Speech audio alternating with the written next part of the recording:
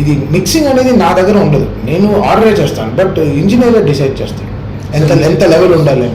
Sound engineer ఉంటాడు కదా, Dolby mixer పేరు వస్తుంది కదా, అతను డిసైడ్ చేస్తాడు ఎంత డైలాగ్ వినపడతా ఉంది, ఎంత కరెక్ట్గా ఉంది. ఇది కాకుండా డీటెయిల్స్ మాస్టరింగ్ ఇంజనీర్ ఒకటి వస్తాడు, డాల్బీ కంపెనీ నుంచి ఒకటి వచ్చి మొత్తం క్లియర్గా చెక్ చేసి ఇంతమంది అప్రూవల్ అయిన తర్వాత థియేటర్కి వెళ్తుంది.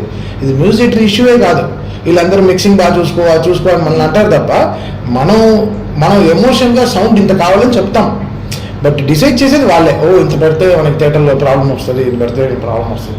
సినిమా ఎమోషన్ ప్రకారం వెళ్తాం అనమాట. ఇప్పుడు అఖండ అనుకోండి, అది ఎమోషన్.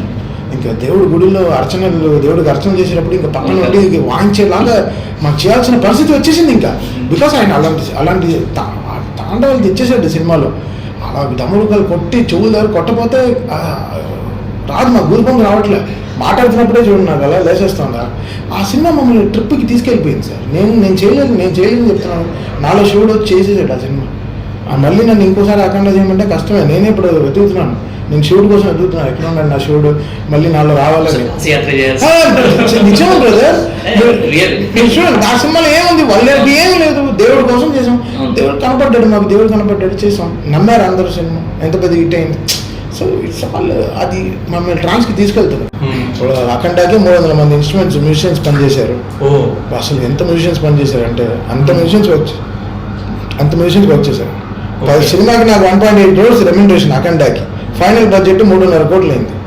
సినిమా చూసి ఇది ఎలా సార్ ఈ రెమ్యునరేషన్లో ఫినిష్ చేయను అవ్వదని రోజు మా ప్రొడ్యూసర్స్ ద్వారకా మూవీస్ వచ్చి భయపడి గారు తమని అడిగితే ఇవ్వండి అన్నాడు. అంతే, భయపడి గారు. అందుకే నాకు ఆయన అంటే అంత ఇష్టం. రెస్పెక్ట్ చేశాడు. ఒక రీల్ చూసి ఈ రీల్కి ఇంత ఖర్చు అయిపోయిందా, మిగతా రీల్ ఎలా చేస్తామని ఆయన అడిగితే ఇచ్చేసింది. ఆయన అదే భలే చేశాడు. ఆర్ఆర్ఎం ప్రొడ్యూసర్స్ రోజు కూర్చుని ఇక మా మ్యూజిషియన్స్కి బిల్స్ క్లియర్ చేశారు. అండ్ వాళ్ళు ప్రాఫిటబుల్ కూడా అయ్యారు.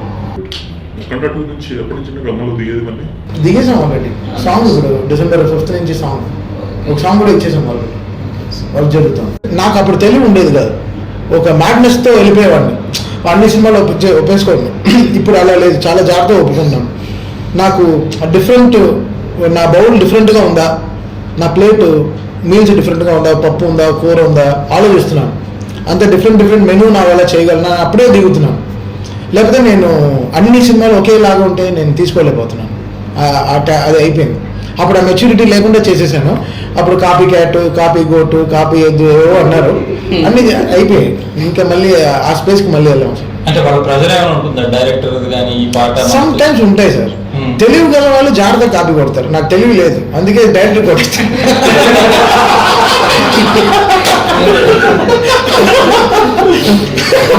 అంతే లాజిక్. తెలివి గల వాళ్ళు జాగ్రత్తగా కొడతారు. ఇక్కడ నుంచి తీసావా, మనకే తెలియదు. నాకు కాపీ కొట్టడం తెలియదు కాబట్టి డైరెక్టర్ దొరికిపోతాను.